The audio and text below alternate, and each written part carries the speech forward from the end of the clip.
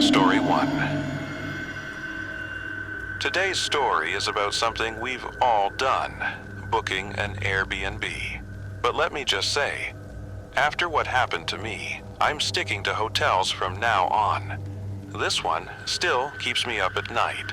So grab a drink, settle in, and let me tell you about the Airbnb with no checkout. This happened last summer.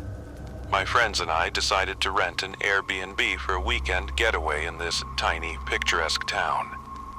It was the kind of place with cobblestone streets, little bakeries, and no chain stores in sight. The Airbnb itself was a cozy little cottage on the edge of town, surrounded by woods. It looked perfect in the photos, rustic, charming, and secluded. Exactly what we were looking for. When we arrived, the host wasn't there to greet us, but they left a key in the lockbox and a note that said, "Welcome, make yourselves at home." The cottage was beautiful inside. Antique furniture, a big stone fireplace, and these old black and white photos hanging on the walls. The photos creeped me out a little, to be honest. They were of people who didn't look happy. You know how in old photos people sometimes have that blank stare? These felt different. Like they were staring at me, not the camera. The first night was fine. We cooked dinner, played board games, and hung out. But around midnight, things started getting weird. My friend Sarah went to the kitchen to grab a drink and came back pale as a sheet. She said she saw a shadow move across the room, but when she turned the lights on, there was no one there. We all laughed it off, saying she was just spooking herself out. The next morning, I woke up early and went outside to get some fresh air. That's when I noticed something strange. The woods around the house were completely silent. No birds, no bugs, nothing. Just this eerie, heavy quiet. It gave me the creeps, so I went back inside.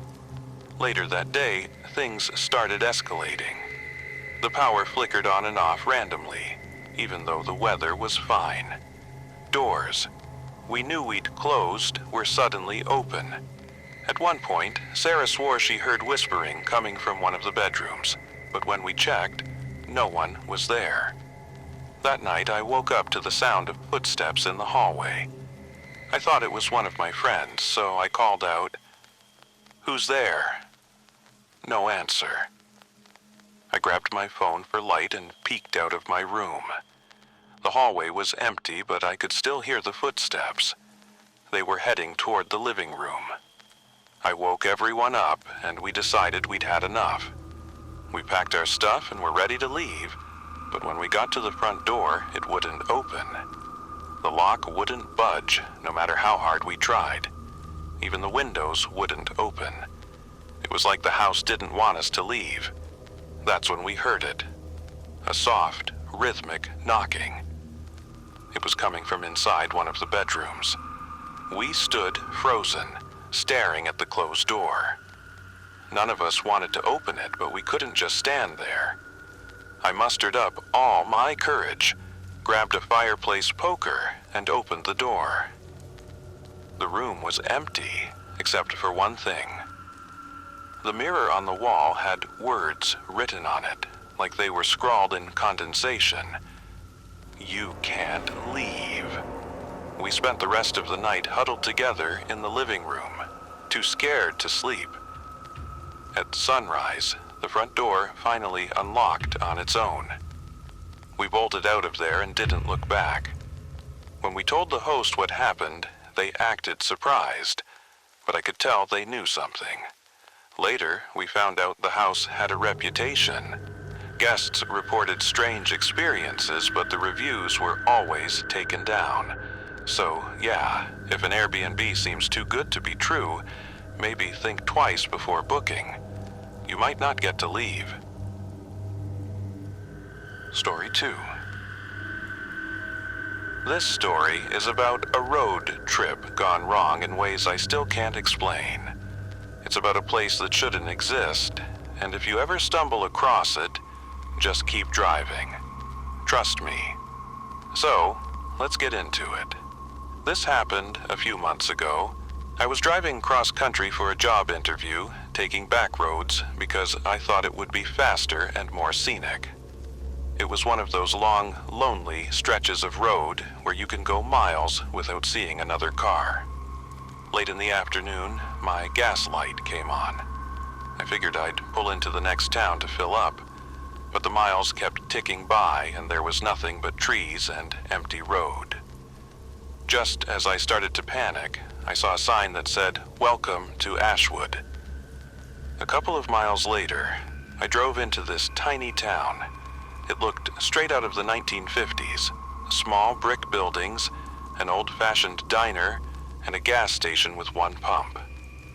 Relieved, I pulled into the gas station and got out to fill up. That's when I noticed something strange. The air felt heavy, like it was pressing down on me, and the town was completely silent. No birds, no cars, not even the hum of electricity, just this oppressive, unnatural quiet. Still, I was desperate, so I started pumping gas. That's when I saw someone watching me from the diner across the street. It was a man, standing completely still, staring at me through the window. I waved, but he didn't move. Feeling uneasy, I finished pumping and went inside to pay. The station attendant looked normal enough, an older guy with a weathered face. But when I handed him my card, he shook his head and said, "Cash only." I was annoyed, but handed him some cash. As he counted it, I asked, "So, how far is it to the highway?" He stopped counting, looked up at me and said, "There's no highway." I laughed nervously. "What do you mean? I just need to get back on Route 17. He stared at me for a long moment before saying, "You should leave before dark." That was enough for me. I hurried back to my car, but when I turned onto the main road, I saw something that made my stomach drop. The man from the diner was now standing in the middle of the street, staring at my car. And he wasn't alone. More people had come out of the buildings, men, women, even children, all standing perfectly still, all staring at me. I floored it, swerving around them, and sped out of town. I kept driving for what felt like hours, but no matter how far I went, I couldn't find my way back to the main road. Every turn I took brought me back to that same "Welcome to Ashwood" sign. By now, it was getting dark. The heavy feeling in the air grew worse, like the town itself was alive and didn't want me to leave. Desperate, I decided to stop at the gas station again and ask the attendant for directions. But when I pulled up, the station was completely dark. The windows were shattered, and the pump was rusted over, like it had been abandoned for years. I checked my phone, hoping to get a signal, but the battery, which had been at 70% earlier, was now completely dead. That's when I heard it. A faint whispering coming from the direction of the diner. The windows were dark, but I could see shadows moving inside. I didn't stick around to find out what they were.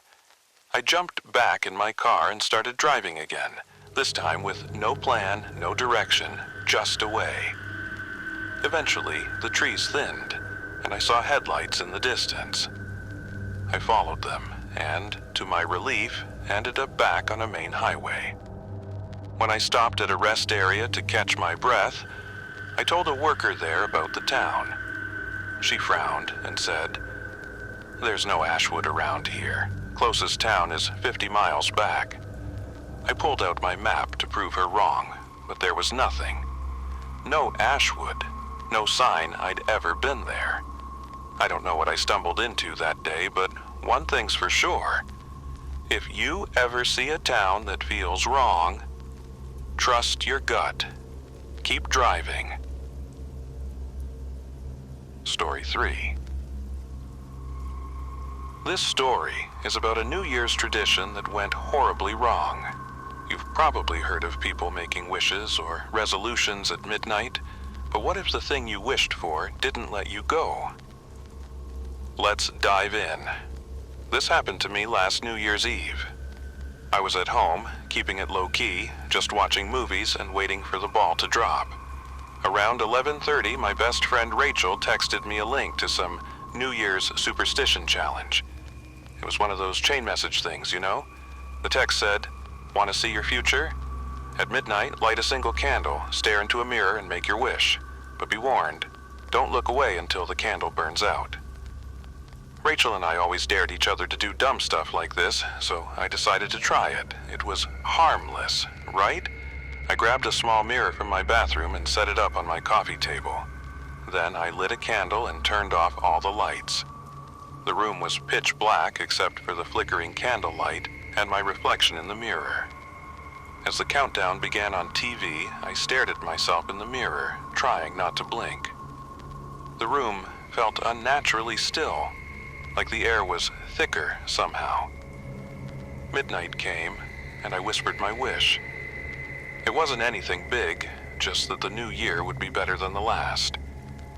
But as soon as the words left my mouth, something felt wrong. My reflection didn't blink when I did. At first, I thought it was a trick of the light or my imagination, but the longer I stared, the clearer it became. My reflection wasn't copying me anymore. It tilted its head, smiled, a smile I wasn't making, and mouthed something I couldn't hear. I froze, too scared to look away, remembering the warning. Don't look away until the candle burns out. The flame flickered violently, and I swear the room got colder. My reflection raised its hand on its own and pointed behind me. I didn't want to turn around, but I couldn't stop myself. Slowly, I glanced over my shoulder, and there was nothing there. Just the dark, empty room. But when I looked back at the mirror, my reflection was gone. The candle flickered again, and suddenly it went out. The room was plunged into darkness. I scrambled to turn on the lights, and when they came on, the mirror was shattered. But here's the thing, the cracks formed a shape. It looked like a face, smiling. The next morning, I texted Rachel to tell her about it. She swore she didn't send me the link, and when I checked my messages, the text was gone. No trace of it. Since then, I've avoided mirrors on New Year's Eve, because sometimes what stares back at you isn't you at all. Story 4. So, New Year's Eve, right? The one night we all wait for, full of fireworks, celebrations, and counting down to a fresh start. But what if the moment you've been waiting for turns into your worst nightmare? Yeah, that's exactly what happened to me. It was last New Year's Eve, and I was at my apartment alone. Nothing special. I wasn't really in the mood for partying, so I ordered some takeout and planned on watching the ball drop on TV. As the night went on, I started getting tired. Around 11:45, I decided to just go ahead and go to bed. The year had been rough, and I figured I could use a good rest to kick off the new one. I turned off the lights, crawled under the covers, and was just about to drift off when my phone rang. It was a blocked number. Now, I don't usually pick up blocked calls, but something made me answer this one. Maybe it was curiosity, maybe it was that feeling deep down that something wasn't right. I picked it up and said, "Hello?" For a second, there was nothing, just deafening silence. But then, I heard the faintest breathing on the other end, like someone was standing right there, watching, waiting. My chest tightened, and I called out, "Hello? Who's there?" The voice that came through next made my blood run cold. It was a woman, but her voice was shaky, full of fear, almost as if she was whispering through her teeth. "Look out the window." I felt a cold sweat break out on my skin, and a chill swept through me that made me freeze in place. This wasn't just some stupid prank, right? But I didn't want to believe it. Still, something about the way she said it made my heart pound in my chest, almost as if I was on the edge of a cliff, ready to fall into the unknown. I decided to just do it. I didn't know why, but something pulled me out of bed and made me walk toward the window. I pulled back the curtains just a little, and that's when I saw it. A shadow, standing right across the street, staring up at me. A tall figure, dressed in dark clothing, unmoving. My breath caught in my throat. I couldn't move. I couldn't think. I was paralyzed by fear. I froze, my mind racing, my body shaking with dread. There was no way anyone would be standing out there at this hour, especially in the middle of winter. My entire body was screaming at me to do something, but I couldn't. I quickly pulled the curtain back, trying to keep calm, trying not to make a sound, my hands shaking uncontrollably. My phone rang again. Same blocked number. I hesitated, then answered, almost too scared to speak. The voice came through again, this time softer, but somehow even more terrifying.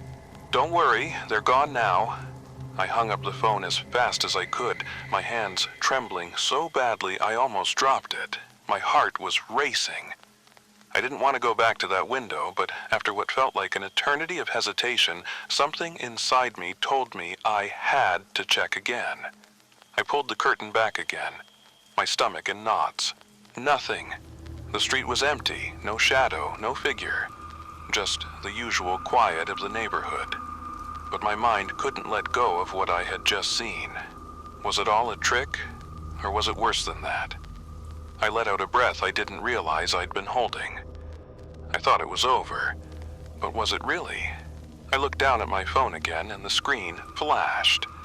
I had one new message. I opened it, my hands shaking even more. The message was from an unknown number, and it simply said, "Happy New Year." I didn't sleep the rest of the night. I couldn't. Every sound made my heart race. Every shadow felt like it was watching me. The worst part? The number was the same as the blocked one. It was like it was all connected, a nightmare that wouldn't let me wake up. To this day, I have no idea who called me or why. But every New Year's Eve, I make sure to turn my phone off, lock the windows, and double-check the doors. Because sometimes, New Year's doesn't just mark a fresh start. It marks the beginning of something much darker, something that won't let go, no matter how hard you try to move on.